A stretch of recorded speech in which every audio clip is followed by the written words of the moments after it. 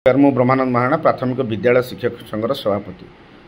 सरकार गणशिक्षा विभाग तरफ आज एक चिठी प्रकाश पाई जे योजना भित्तिक शिक्षक मानकर दरमा बढ़ी बोली। तेणु आम जदि विचार करवा योजना भित्तिक शिक्षक माने कौन दरमा पाऊन से पारितोषिक पाते। ये निजुक्ति प्रक्रिया ठारू आज पर्यंत से 1.5 वर्ष धरी काम कले जब नोटिफिकेशन होता तारू निजुक्तिर नोटिफिकेशन ठारू आज पर्यंत 1.5 वर्ष है। तेणु आ भितर 2-3 थर अन्य कर्मचारी महंगा भत्ता बढ़ी से सरकार पारितोषिक बढ़ेले।